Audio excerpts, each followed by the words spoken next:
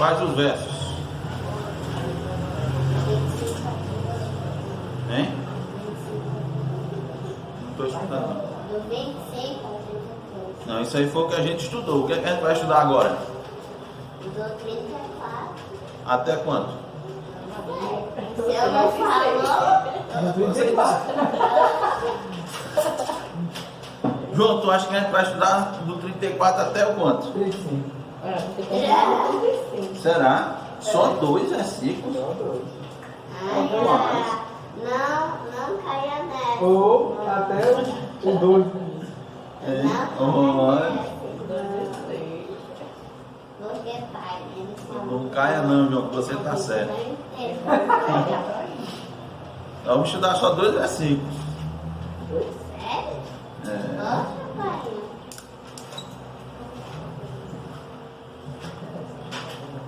Tem ensinos aqui nos 2 versículos. Vamos fazer a leitura, irmãos?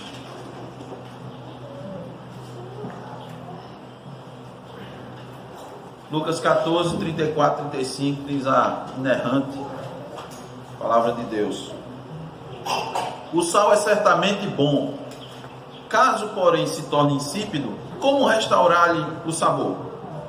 Nem presta para a terra, nem mesmo para o monturo, lançam-no fora. Quem tem ouvidos para ouvir, ouça. Amém. Vamos orar mais uma vez. Obrigado, Senhor, pela oportunidade bendita que o Senhor nos dá de bendizer, Senhor, louvar o Teu nome no Teu dia, sem nenhum impedimento, ó Deus, com toda a liberdade. Que o Senhor, na sua bondade e misericórdia, continue nos concedendo, ó Deus, essas oportunidades, para que tenhamos vida tranquila, Senhor, mansa, para a igreja poder propagar o Teu Evangelho.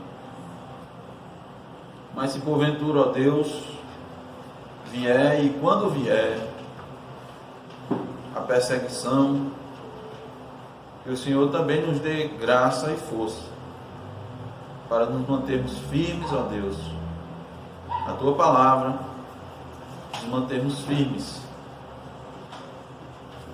a proclamar as Tuas verdades e a expandir, Senhor, o Teu reino. Ó Senhor, de nada podemos nos valer para pregar a Tua palavra, não de nós mesmos, a não ser do Teu Espírito, e é por Ele que nós te pedimos, te rogamos a Sua ação, a Sua obra sobre nós nesse momento e aqueles que ouvem, para que a Tua bendita palavra ela chegue ao coração, ela alcance a mente e chegue ao coração, e lá, ó Deus, fique e encontre raízes e floresça, ó Deus, e produza frutos do Espírito nas nossas vidas. Que o Senhor se digne em trazer, ó Deus, os Teus ensinos para todos aqueles que nos ouvem nesse momento, no nome de Jesus. Amém. Dois versículos, mas pronunciados por Jesus Cristo e registrados na palavra de Deus, principalmente, eles trazem instruções para nós. Veja que a narrativa de Lucas, ela, a partir aqui do versículo 34, parece que está tratando de outro assunto, né?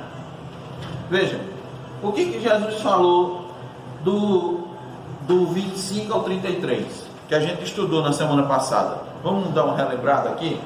O que foi que Jesus Cristo tratou? Da abnegação. Isso. Como foi mais ou menos lembra assim o título do estudo do domingo passado? Lembra, irmã Aline?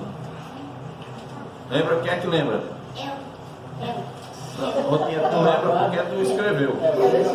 É para lembrar de cabeça, né? É para lembrar com a cabeça, não é para lembrar com os olhos, não. Não, é ótimo que esteja escrevendo, porque ajuda a fixar. Mas você lembra não, Simone? Hein? É Simone. Eu disse agora, tudo foi. Sim, então diga agora de novo. Não, a gente não disse. Não disse agora. Eu disse o tema ainda agora, né? Que ela foi ainda pegar pra olhar e. Sim, e aí? O curso que faz. Espera aí, não diga não. Diga não, vamos ver. Os irmãos aí de cabeça. Vitinho não, que vamos inteirar Vitinho do assunto e a Alicia também. Você lembra, Abraão, o título? O custo. O custo de quê? O custo, pronto, já deu uma dica boa. Seguir a Jesus, né? Hein? O custo seguir a Jesus. É o custo de seguir a Jesus. Mas a gente deu outra temática. A gente deu outro título porque a gente está dando uma ênfase numa temática que nós entendemos que Lucas está tratando e na verdade é o que Jesus Cristo está apresentando. E eu entendo, irmãos, que é extremamente importante que a gente fixe isso na mente. O custo de quê? Reino de Deus. Isso. O custo de fazer parte do reino. O custo de estar no reino de Deus. Mas é o custo também de ser um discípulo de Jesus. É o custo de ser um discípulo, né? Foi isso que Cristo trouxe. Que está ligado ao reino de Deus. Está tudo ligado. É o custo de fazer parte do reino. Porque antes ele sempre não estava tratando do reino. Lembra aquele quando Jesus estava na casa do principal fariseu, que ele trouxe vários ensinamentos, e uma pessoa que estava lá fazendo uma refeição voluntariamente disse o quê? Bem-aventurado o pão do reino de Deus. Bem-aventurado o pão do reino de Deus. Então, irmãos, Cristo trouxe aqui o custo de fazer parte do reino de Deus. Por quê? Porque muitas multidões estavam seguindo, prestem atenção, olha, multidões estavam seguindo a Jesus, como nós lemos na devocional, não foi? Em Marcos 3, muitas multidões, uns vinham da Judéia, outros da Galileia, outros da Idumeia, né? Isso aí, essas multidões eram milhares de pessoas estavam vindo atrás de Jesus. Irmão, Jesus nunca quis enganar ninguém, ludibriar ninguém. Evidentemente, Jesus disse a verdade, ele fala a verdade. E ele queria instruir os discípulos na verdade. E ele queria falar para aquelas pessoas que estavam atrás dele a verdade. Por quê? Porque somente a verdade liberta. E conhecereis a verdade, e a verdade vos libertará. As pessoas, já disse, irmãos, as pessoas estão aí vivendo escravas, amarradas, mas não sabem, elas não têm noção, elas acham que tem o controle da sua vida. Elas pensam, inclusive, já falamos aqui para os irmãos e reforçamos, que as pessoas pensam que têm livre-arbítrio. Elas pensam que podem fazer o que elas quiserem. Esse ensino, irmão, do livre-arbítrio, olha, eu vou dizer para vocês, não se choque não. Cristo se chocava, né? Cristo tanto chocava que quando o que Cristo fazia e o que Cristo ensinava era motivo das pessoas perseguirem ele e tentarem matá-lo. Também é nos nossos dias. Quem prega a verdade, as pessoas querem, não fazem isso, mas se pudesse, pegavam no pescoço e enforcavam. Ficam com raiva, porque você vai dizer para ela, você pensa que está livre, mas não está. Como é? Eu não estou livre, eu faço o que eu quiser, eu escolho o que eu quiser, eu decido o que eu quiser, está no meu poder, está na minha capacidade. E você vai dizer, não está, porque você é um escravo. Você está dizendo que eu sou escravo? Sim, porque a Bíblia diz que as pessoas são escravos, e o escravo não faz a sua vontade. Nenhum escravo faz a vontade. A gente diz às pessoas, é tão fácil entender, né? Quando uma pessoa está escravizada pelas drogas, ele faz a vontade dele? Ele não faz, ele não consegue. O negócio é que as pessoas, elas desassociam a escravidão e vontade. Você é escravo, inclusive a sua vontade é escrava. Você tem vontade, mas a sua vontade está escravizada. Pronto. Você tem lá, né, tem duas opções, mas você nunca vai escolher a opção A. Por que você nunca vai? Porque a sua vontade, porque quando você olha a escravidão, por exemplo, a escravidão no Brasil, o escravo ali, ele é escravo, mas ele não queria ser escravo. Então ele queria fugir. Porque a vontade, ele apesar de o físico dele ser escravo, a mente dele não era escrava, né? Nesse aspecto Sim. palpável da palavra escravidão. Mas quando a Bíblia fala escravidão, é a escravidão do corpo, mas principalmente das vontades, as suas vontades, os seus desejos, os seus pensamentos, as suas ideias, ela está presa. Então você aparentemente, na sua concepção, você não, eu escolhi, mas a sua escolha está escravizada. Isso, é exatamente o que as pessoas não entendem, é esse ponto aqui. Por que você está escravizado? Porque a sua vontade, ela é escrava, e você é vontade da sua vontade. Você é escravo da sua vontade. A Bíblia diz que a sua vontade, desde quando você nasce, sempre pende para o mal. É a Bíblia que diz, não? A palavra de Deus está dizendo. Está muito claro na Escritura. No salmo que a gente cantou, a melodia do hino, o hino que tem essa melodia que nós cantamos, Justiça Faz ao Senhor, tem uma partezinha que ele fala assim: e vivem sem perceber que são escravos de outros seres. É exatamente isso, mas as pessoas, quem é do mundo, eles são escravos de outros seres, mas a gente percebe, como o irmão Zaqueu falou, ela fica, porque está dentro dela, está na natureza dela, então ela não consegue perceber isso. E isso está na natureza dela. Aí por isso que a Bíblia diz também: se pois o Filho vos libertar, verdadeiramente você vai ser livre. Porque verdadeiramente você pensa que está livre, mas não é. Então Cristo estava trazendo isso para quê? Porque está dizendo: só no reino de Deus é que você está livre. Agora, para fazer parte do reino de Deus é por graça, mas tem um custo. O custo é a sua vida. O custo é toda a sua vida. Então foi isso que nós vimos, não foi? Nós estudamos que o custo é simplesmente você perder. Aí, de novo, as pessoas não querem perder sua vida. Por amor a Cristo, não. Por amor a Cristo, não. Eles querem servir a Cristo. Não, eu quero servir a Cristo, mas eu também quero ter um controlezinho. Eu quero servir a Cristo, mas eu também quero escolher. Eu quero decidir. Eu quero opinar, eu quero fazer, eu quero analisar, eu quero escolher. Aí Cristo disse: olha, se você não aborrece pai e mãe, e mulher, e filhos, e irmãos e irmãs, e ainda a própria vida, não pode ser meu discípulo. As pessoas não querem. Isso aí eu não quero. Por que você não quer? Você não quer porque você é escravo. Aí o filho tem que lhe libertar. Somente o filho pode tirar você dessas amarras. Você não tem força, você não tem capacidade, você não tem condição, você não tem os meios, e ninguém mais tem os meios, somente o filho. Aí Cristo estava pregando isso. Aí o povo chamava ele de endemoniado, como a gente leu. A família dele foi atrás dele, os irmãos leram. Irmãos, a família de Jesus Cristo é mãe, o pai já devia estar morto nessa altura, tá certo? Não se fala mais em José, provavelmente José já estava morto.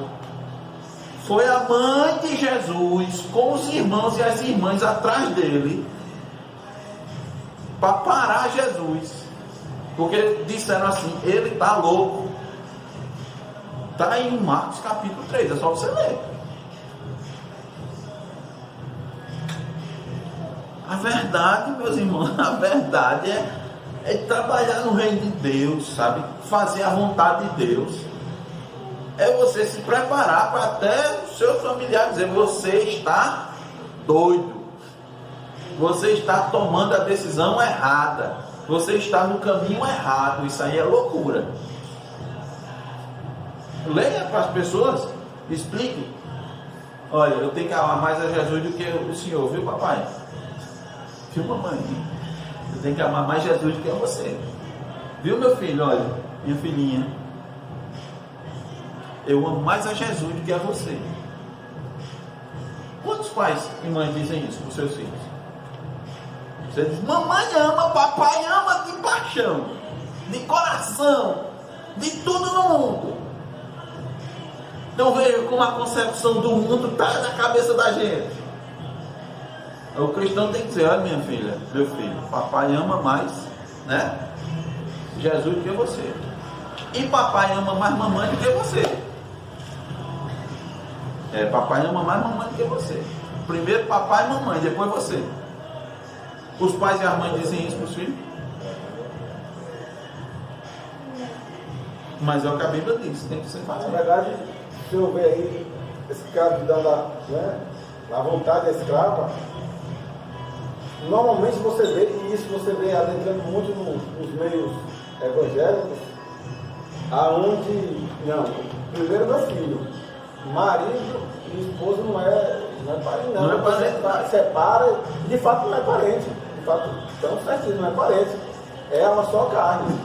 Quando você vê lá, eu estava até falando sobre isso comigo mesmo, quando Abraão, quando eles falam, Sara é sua parentela, Sara veio com ele. Por que Sara separou? Porque não é parente, é algo muito mais que parente, né?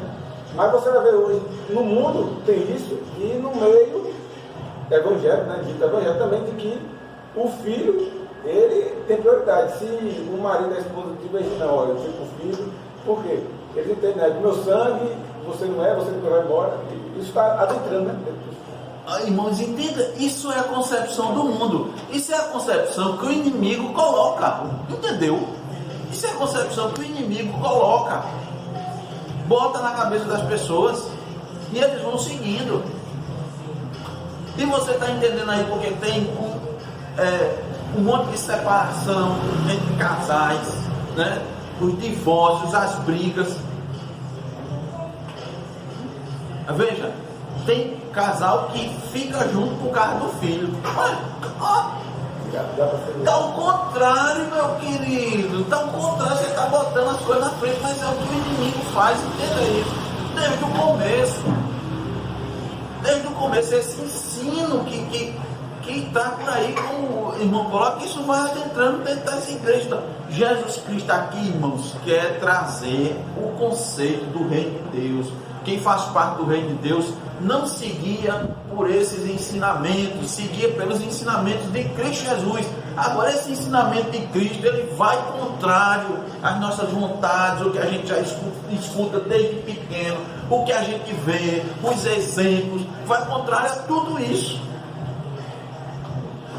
Por isso que algumas pessoas dizem, você está doido, porque não é assim, né? Não é assim, não se vê isso. Onde é que se vê isso? Se vê isso na Escritura, na interpretação correta da Escritura.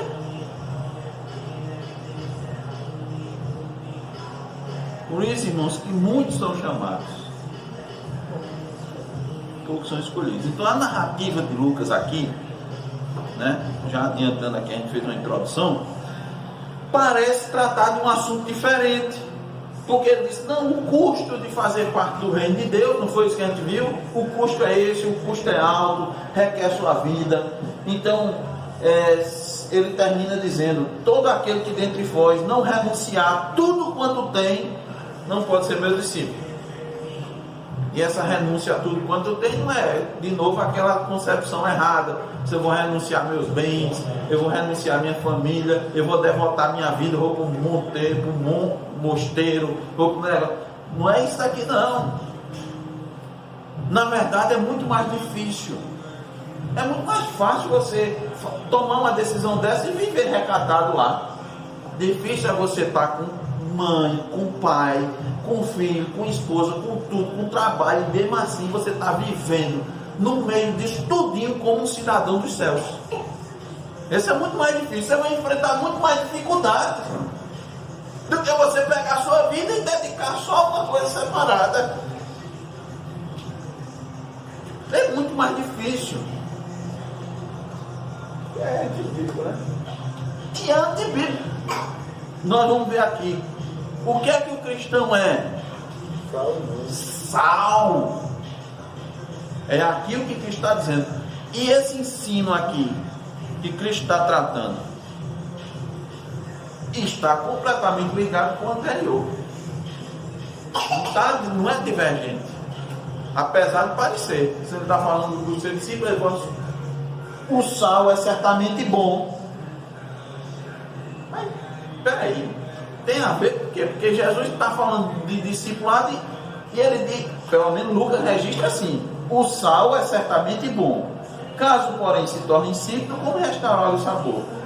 Nem presta para a terra, nem mesmo para o monturo, lança-no fora, quem tem ouvido para ouvir. Ouça o que, Jesus? Que se o sal perder o sabor, todo mundo sabe disso. Todo mundo sabe que o sal, ele é muito importante. Um dado histórico também, né? Que, não sei se vocês viram isso nas suas aulas. Hoje a gente extrai o sal pelo desenvolvimento da ciência. Você extrai o sal da natureza de várias formas, né? De várias maneiras você pode extrair o sal. Uns com maior pureza, outros com menor pureza, um mais difícil, mais caro, outro mais barato. A principal fonte hoje em dia de retirar sal da natureza é de onde? Do mar, né? Por isso que na Bahia, aqui mais próximo, né, que a gente tem, que se lembre, tem uma cidade que é muito forte, né? Essa parte de extração, onde é? Perto de Salvador. Farinha, cima da Margarida? Não, pertinho de Salvador tem uma. Vamos lá, história aí, vamos lá. História e geografia. Sem querer apontar. Geografia. Tem um local na Bahia. Eu só indo de Mossoró. Não, Mossoró no Rio Grande do Norte. Mas na Bahia aqui perto tem. Coruripe é o quê? É açúcar. Coruripe é açúcar, mas tem sal. Pertinho de Salvador. Saururipe. Rapaz, não acredito. Camaçari. Você tem lá. Polo petroquímico de Camaçari. Só associava petróleo, né? Mas não, você tem uma produção grande. Então a gente retira do mar, né? Mas existe muitas outras formas. No Império Romano, irmãos, nessa época aqui de Jesus, o sal era tão importante. Hoje, irmãos, hoje a gente compra. Quanto é um quilo de sal? Pai, R$4. tão barato que... 4? Não. É menos de R$2. É 2, R$1. R$1 e pouco. R$1 e uma besteirinha. Quando você... Himalaia que eu pensei. Não, aí Ah, o sal do Himalaia é coisa de rico, hein? Nem lembra disso. Chega quase a R$10. Conhece o sal do Himalaia, Vitinho? É um sal rosinha, que é extraído lá do Himalaia, do Monte Himalaia, né? Mas veja, então hoje é R$1,10, R$0,99 quando está em promoção, R$0,90 um quilo de sal. Mas naquela época, irmãos, naquela época do Império Romano, quem fazia parte do exército era pago, sabe com quê? Com sal. Salário. Daí, sabia que a palavra salário deriva de sal? Sabia, Alice? Sabia, Vitinho? Não vender sal. A palavra salário deriva de sal. Significa o quê? Salário é o quê? Salário nada mais é, traduzindo, é pagamento em sal. É de onde vem soldo, sabia, irmã Gisele? De onde vem a palavra soldo, vem de sal. Então, era muito importante, como é nos dias de hoje é importante, só que naquela época era importante e era caro. Já foi motivo inclusive de guerras e tudo, as minas de sal. Hoje é mina de ouro que a gente vai atrás, né? Mas antigamente não tinha.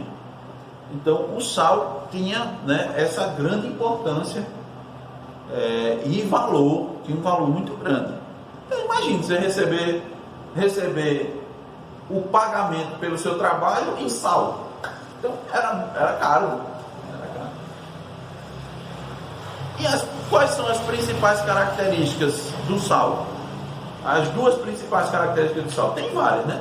Mas as duas principais, para que a gente mais usa o sal? É para quê? Dá sabor. Dá sabor e Preservar. hã? Proteger, conservar. Conservar, preservar, né? Principalmente no mundo onde não tinha geladeira, né?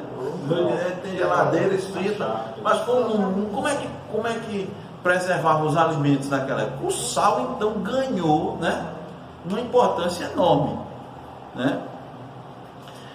Foi pensando nisso que Cristo afirmou em Mateus 5,13, que é o texto paralelo, né? Que é o texto paralelo a aqui Lucas 14, do 34 ao 35, foi com base nisso que Jesus disse que seus discípulos eram o sal da terra. O sal da terra. Por isso, irmãos, que esse assunto tem total ligação com o anterior, com o custo de ser um discípulo. Né? O discípulo de Cristo é aquele que tem características bem definidas e deve preservar essas características.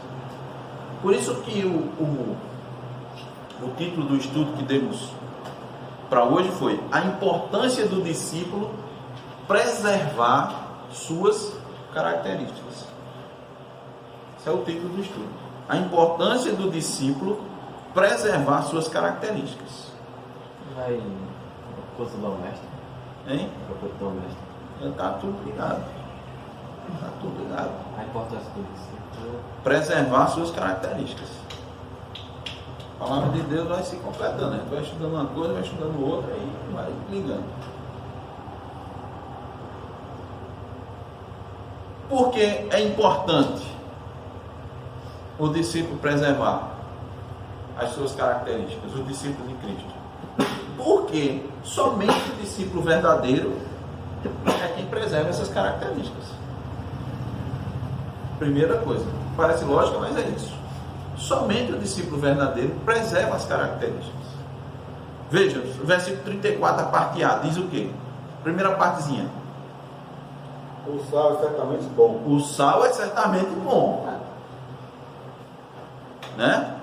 É indiscutível os benefícios do sal. Em especial, essa capacidade. Claro que dar sabor ao alimento é muito importante. Mas preservar o alimento, porque muitas outras coisas dão sabor aos alimentos. Cada um com sua característica e tal. Mas preservar o alimento são poucos, né? Irmã Aline, né? São poucas substâncias que conseguem sustentar ali o alimento para que os micro-organismos não atuem e ele apodreça no modo, né, que a gente fala, né? Ele se decomponha e não sirva mais para alimentação, por exemplo, né?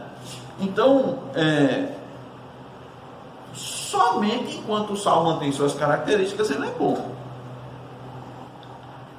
Então, irmãos, tomando como referência os versículos anteriores do estudo, né, que a gente viu do 25 ao 33, o discípulo que conhece o preço de fazer parte do reino de Deus e paga esse preço, é aquele que ama mais Cristo do que todas as coisas, e ele é quem é aquele que age como um sal, que é semelhante ao sal, porque ele mantém as suas características. Em especial, ele mantém o seu sabor. Onde ele toca, ele dá um sabor. Que sabor? Do reino. Não é o sabor de mel, não. É o sabor do reino. Ele dá um sabor do reino de Deus. Porque suas características estão em harmonia com o reino de Deus.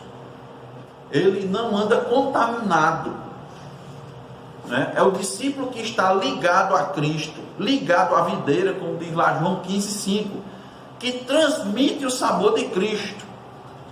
Ele transmite esse sabor de Cristo porque ele está em união com Cristo.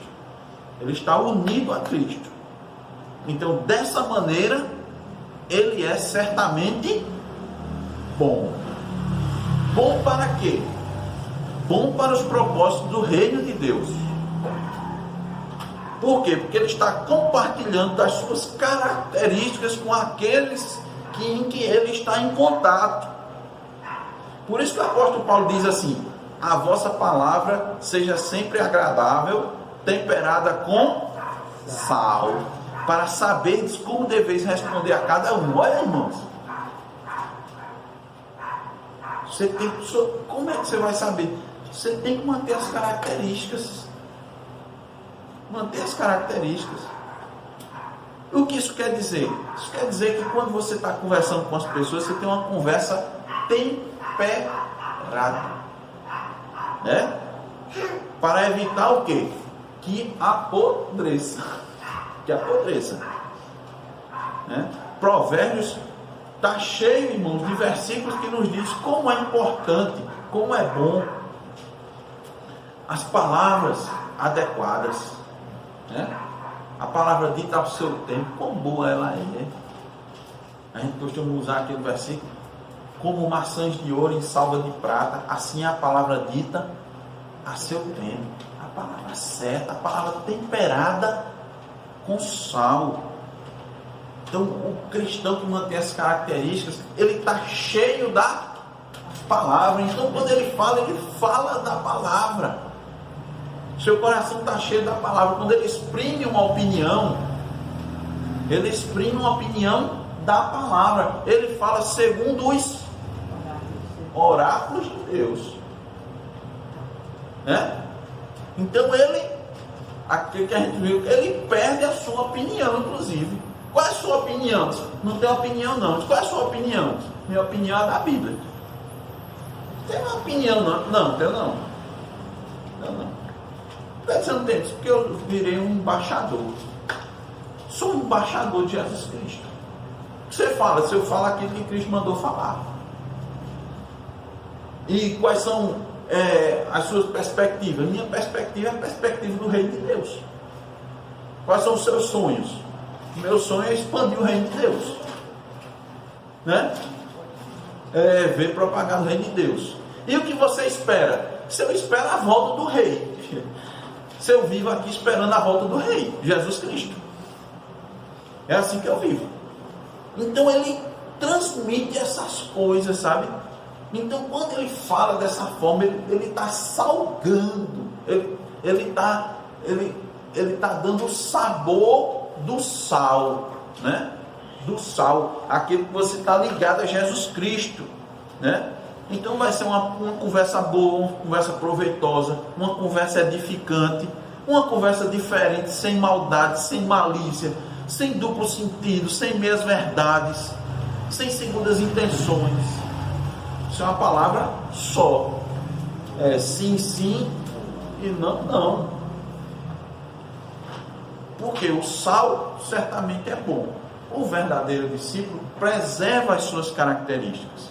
Por que ele preserva as suas características? Porque ele está no mundo, mas não se contamina com o mundo. Por isso que nós dizemos que a maior dificuldade é você viver aqui no mundo, e é isso que Jesus Cristo colocou a gente no mundo, né? Não peço que os tire do mundo, mas que os livre do mal. Vocês vão ficar aí o tempo que a sua missão tiver em voga, né? Ou seja, você tem uma missão, você tem um tempo determinado para cumprir sua missão aqui na terra. Enquanto você tiver, você deve preservar as características de um discípulo verdadeiro, de um verdadeiro discípulo. Por que é importante preservar as características? Porque o discípulo verdadeiro é quem preserva. O outro, o que não é, veja o restante do versículo 34. A parte A diz: o sal é certamente bom. A parte B: caso porém se torne insípido, como restaurar-lhe o sabor? Por que é importante preservar suas características? Porque o discípulo que perde suas características, né, ou que perde completamente suas características, não pode ser restaurado. Isso é a segunda lição que a gente traz para cá. Veja, o discípulo que perde completamente suas características não pode ser restaurado. Então lembra aquilo que a gente está falando só o tempo todo. Paulo diz, olha, examine a você mesmo, preste atenção, veja se você está na fé, né? Veja se você está na fé, né? Quem está em pé, cuidado para que não caia. O salmista diz, Senhor, sonda o quê? Meu coração, e vê se há em mim e guia pelo caminho eterno. Então o discípulo verdadeiro, ele vai sempre estar constantemente avaliando, pedindo. Ele não se confia no seu coração, ele sonda, ele se examina, mas ele diz, meu exame ainda é falho, é fraco. Meu raio-x, o exame que eu faço é um raio-x ainda dos antigos. O exame de Jesus Cristo é o quê? É um Doppler 3D colorido. Tá certo? Salmo 139. Salmo tridimensional. Então o que é que eu vou fazer? Eu vou me examinar e vou pedir, Senhor, eu já fiz aqui o exame, eu não encontrei nada não, mas meu coração enganoso, ele pode estar escondendo alguma coisa. Então, Senhor, sonda-me, vê como é que eu estou. Ele faz isso diariamente. Por quê? Porque ele sabe, se ele perder as características de um verdadeiro discípulo, não tem como restaurar-lhe o sabor. Segundo Hendrickson, irmãos, que é um comentarista conhecido, né, e confiável das Escrituras, ele diz que o sal de pântanos e lagoas, ou das rochas nas proximidades do Mar Morto, ali onde Jesus, fazia seu ministério, facilmente adquiriam um sabor diferente, alcalino, rançoso, devido à mistura de gesso e outras substâncias que tinha lá. E quando se chegava a esse ponto, o sal não podia ser mais restaurado. Depois que ele tivesse assim misturado, sabe, todo misturado, ele não tinha mais como ser restaurado. Jesus viu, irmãos, os israelitas ali, seguindo os ensinamentos dos escribas e fariseus, ao invés dos ensinamentos dados pelos profetas, baseados na lei de Deus. Jesus Cristo viu ali o legalismo tomando conta, a ponto de substituir a verdadeira religião proclamada pelos profetas. Isso nos dá a entender, sabe, irmãos, que ali o sal tinha perdido o sabor da vida religiosa de Israel. Tinha perdido. Se contaminou. Naquela época, irmãos, e também nos dias de hoje. Porque Cristo está dando um grande alerta para nós. Está dando um grande alerta. Ele está dizendo, em primeiro lugar, o seguinte, irmãos. Os que receberam a verdadeira instrução e abandonaram, ele não tem mais como ser restaurado o sabor. Mas para fazer isso, normalmente isso é um processo, né? Isso não acontece de uma hora para outra. Veja bem, nós temos uma referência bíblica muito forte para isso. Então entenda, os que receberam a verdadeira instrução e abandonaram, eles não tem como ser restaurado o sabor. Aqueles que tiveram o privilégio de ouvir todo o desígnio de Deus, o evangelho genuíno, o evangelho não falsificado, da graça, e mesmo assim rejeitaram, de livre e espontânea vontade, foram clareados, tiveram acesso e abandonaram. Esses aí eram aqueles que queriam conciliar suas vontades com a vontade de Deus, que a gente disse, ter controle sobre suas vidas. São aqueles que entraram no reino de Deus, mas não sentaram para fazer o cálculo. Na hora que eles começaram a fazer o cálculo, eu disse, rapaz, esse preço é muito alto. Puxa, eu tenho que perder minha vida todinha. Não. São aqueles que dizem, irmãos, olha, Rapaz, esse ensino aqui é radical. É radical demais. Por quê? Ou é, ou não é. Não tem tem não. Meio termo não tem não. Não tem um ajeitado, tem não.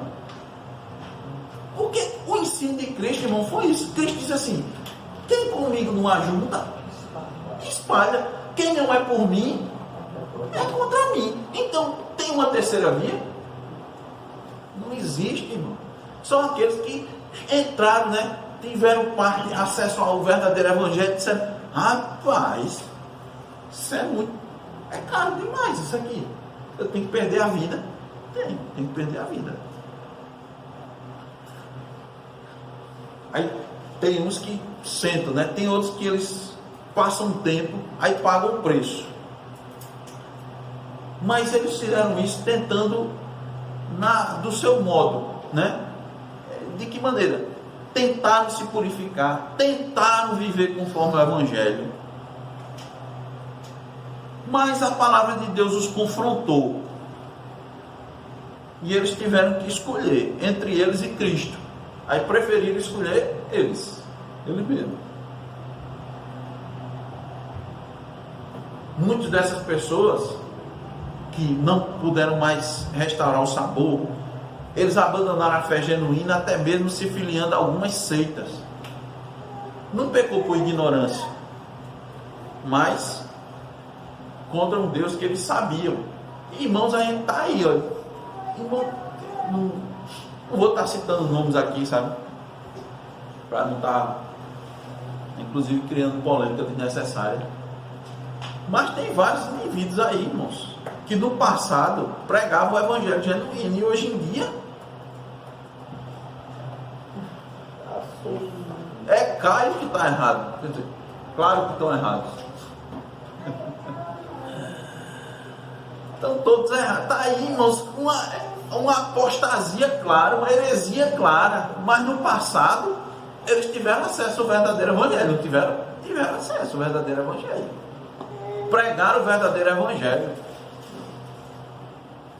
Esses daí vão ser aqueles que vão dizer: mas Senhor, Senhor, não profetizamos em teu nome, não expulsamos demônios, né? Não fizemos milagres. E Jesus vai dizer: nunca vos conheci. Um texto aqui cai como uma luva nisso daí, né? Obviamente que a Bíblia, ela vai até falando ontem sobre isso, né? Deixa eu ver, você vai abrir em Hebreus 6, né? Por favor. É o texto que as pessoas mais se apegam aí para defender uma heresia, né? E você vê que na heresia diz o seguinte: eu posso perder a salvação, depois posso recuperar. É uma estria espiritual, né? Porque engorda, emagrece. E aqui ele vai dar resposta para isso, que cai como uma luva, obviamente, aí, a partir do versículo 4 de Hebreus 6. É impossível, pois, aqueles que uma vez foram iluminados e provaram do celestial se tornaram participantes do Espírito Santo e provaram da boa palavra de Deus os poderes do mundo vindouro caíram. Sim, é impossível outra vez renová-los para o arrependimento, visto que de novo estão crucificando para si mesmo o Filho de Deus e o expondo à ignomínia. Ou seja, essas pessoas aqui, elas tiveram sal, ficaram em souça, ficaram em síntese, não tem como voltar, né? E você vê que o texto só já destrói a heresia, né? Que diz que você pode perder a salvação, porque tudo, entre aspas, vamos supor que ele chega até aí, pronto. Então perder a salvação já era, mas aí ele vai anular os textos da Bíblia, né? Que fala que só tem um pecado que não arrepende, que Deus não perdoa, que é contra o Espírito. Aí ele vai lá e fala: não, mas ele perde, mas a Bíblia não está falando dele, não perdeu, já foi. Né? E outro, não sei se talvez o senhor vai falar aí, eu estava aqui o senhor falando e eu refletindo sobre isso aí. O sal, além de salgar, né, como o senhor falou, também conserva. Então, aquela pessoa que é sal, ela está conservada. Ela não vai apodrecer com as influências do mundo externo. Né? Você tem o sal, vem as coisas do mundo externo. O que é que apodrece a carne? É o tempo, o clima, né? As coisas adversas apodrecem a carne. Isso. O oxigênio apodrece a carne. Então Isso. você bota o sal, neutraliza o oxigênio, os micro-organismos não penetram. Então, o que acontece? Você sendo sal, esse micro-organismo de Satanás, do mundanismo, não penetra. Agora, outra coisa que eu está repetindo, o senhor falando, eu acho muito pior, que é o seguinte: a carne sem sal, você consegue chegar, ali tem uma carne sem sal, ela vai apodrecer, ela está podre. Existe outra coisa, e talvez lá na época de Jesus era muito mais difícil de você enxergar o sal, o insosso insípido e o sal bom, né? Porque vocês já pegaram algum sal que já perdeu sua qualidade de salgar, ele fica meio um pouco amarelado, um pouco endurecido, mas talvez naquela época o sal bom fosse talvez nessa característica também, né? Tanto como o pastor falou, contaminado com outras coisas. Então, o que acontece? Muito sal insípido está tentando salgar a carne.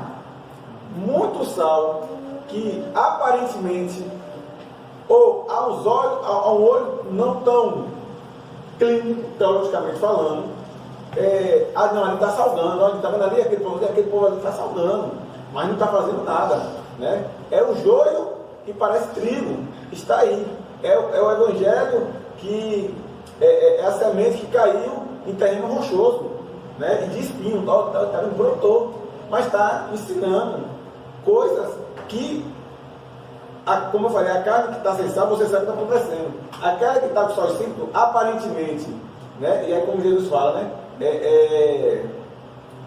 Túmulo caiado, né? Ele está aparentemente salgado, mas por dentro ele está podre. E esse é muito mais perverso, muito mais prejudicial, que muitas vezes, até nós mesmos que somos, como a gente consegue enxergar, claramente, muitas vezes a gente coloca todo mundo como sal. E aí, não, ali está, fulano está indo por ali, eu vou por aqui.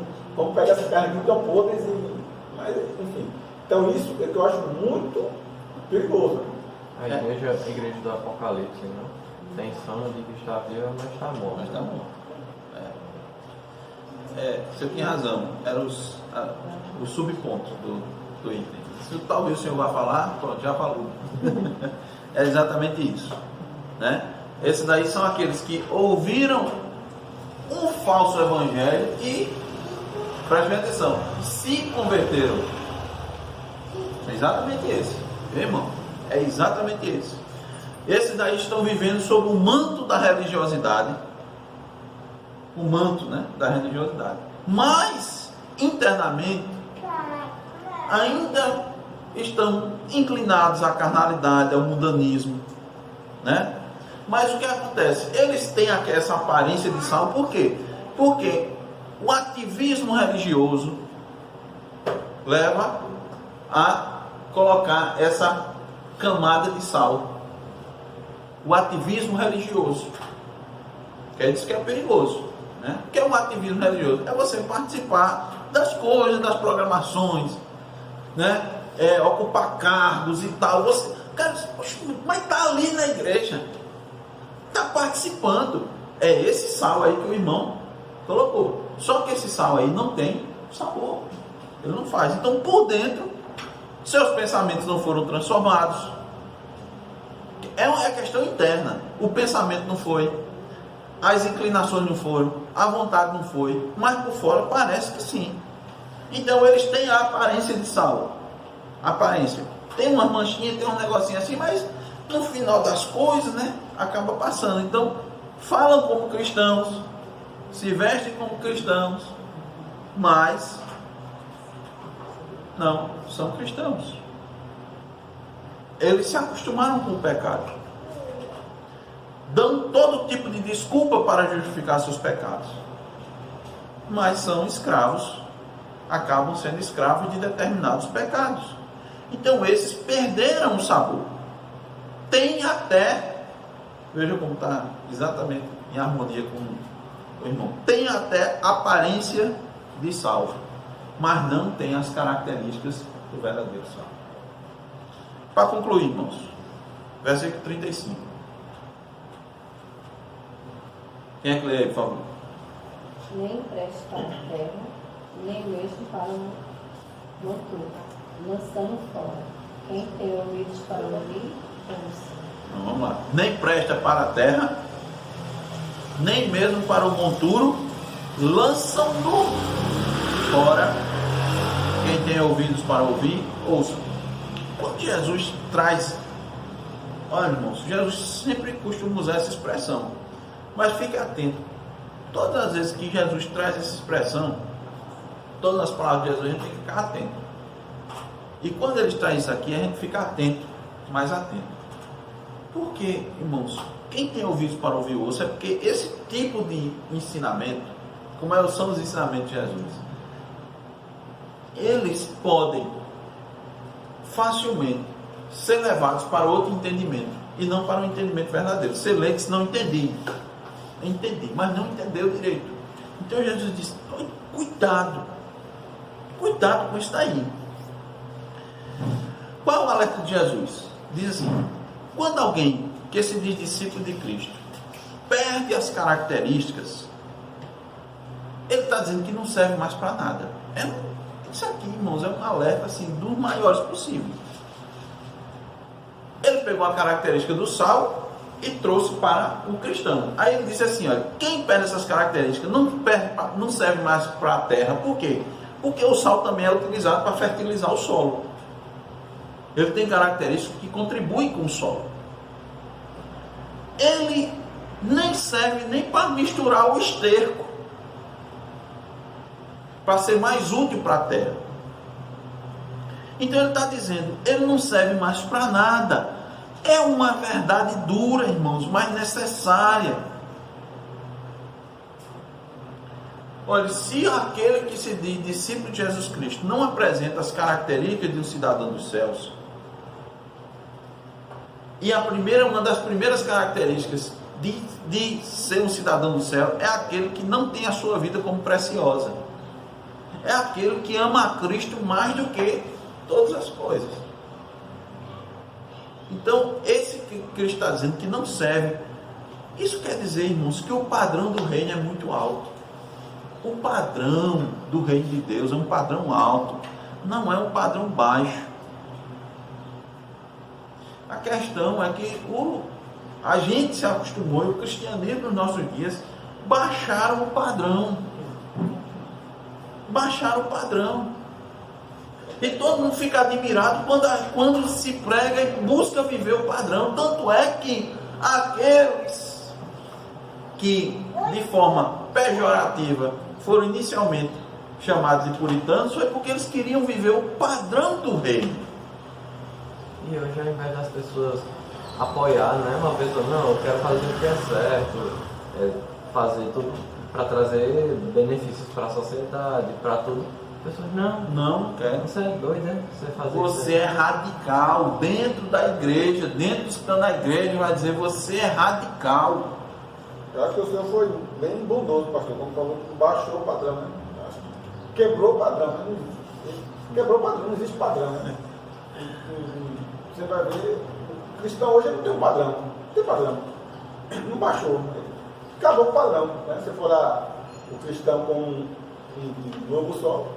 É porque a gente pode, eu concordo com você, a gente pode usar várias, ou seja, o modelo, o paradigma é um modelo, né? O modelo, o padrão cristão é esse que está na Escritura. Aí o que é que as pessoas fizeram? Fizeram um paralelo. Como os escribas e fariseus, eles não fizeram uma lei paralela à lei de Deus? Então, aí eles disseram que o padrão agora é esse. Então, para os escribas e fariseus, era um verdadeiro religioso aqueles que seguiam o padrão deles, o padrão que eles estabeleceram. Aí chega Jesus e diz: eu não vim revogar a lei e os profetas. A questão é que vocês estabeleceram um novo modelo e estão dizendo que esse é o modelo. Mas Cristo disse: aquele que segue esse modelo faz uma pessoa 2 vezes mais condenada ao inferno, se seguir esse modelo. Não é o que está acontecendo no dia de hoje? O modelo é esse aqui, ó. O padrão do reino de Deus é esse aqui. Quando é esse outro? E aqueles que estão seguindo esse padrão, achando que vai para o céu, vão para o inferno. Por quê? Porque não apresenta as características. Então o alerta de Cristo aqui, irmãos, é seríssimo. E a gente tem que entender que o padrão do reino é muito alto. O que nós temos que fazer é buscar esse padrão. É seguir esse padrão. Ora, mas pastor, a gente não tem defeito, a gente não tem problema, a gente não tem dificuldade, não tem um pecado. É exatamente isso. E tem. E alguém vai seguir o padrão do reino perfeitamente? Não. Mas o discípulo de Cristo é aquele que vai seguindo esse padrão, vai seguindo esse modelo, vai se purificando. Vai se purificando, vai transformando a sua mente, renovando a sua mente. Aí ele vai demonstrando as características do reino, ele vai compartilhando as coisas do reino. Entende? Então não vai ser perfeito. O único que apresentou o padrão perfeito aqui foi Jesus Cristo. Aí o que é que nós vamos fazer? Nós vamos seguir esse padrão, meus irmãos. O padrão do reino de Deus, né? Aí a gente precisa refletir sobre o grau de seriedade e compromisso que nós temos em servir a Cristo. Se de fato temos apresentado e mantido nas nossas vidas as características apontadas pela Escritura de ser um verdadeiro discípulo. E o que é que a gente vai fazer? Pedir por graça. Pedir por graça da parte de Deus, para a gente perseverar e nunca nos afastar de Cristo, porque aí nós vamos manter as características do verdadeiro discípulo de Cristo. Amém. Aquele que está ligado a mim, né? Eu sou a videira, vós os ramos. Aquele que está ligado a mim produz frutos. Aquele que está ligado a mim produz o sabor, né? Dá o sabor e preserva. Aquele que está ligado a mim não perde as características. Se perder as características, para nada mais presta senão para ser jogado fora. É isso que Cristo disse. Quem tem ouvidos para ouvir, ouça. Amém. Amém. Vamos orar.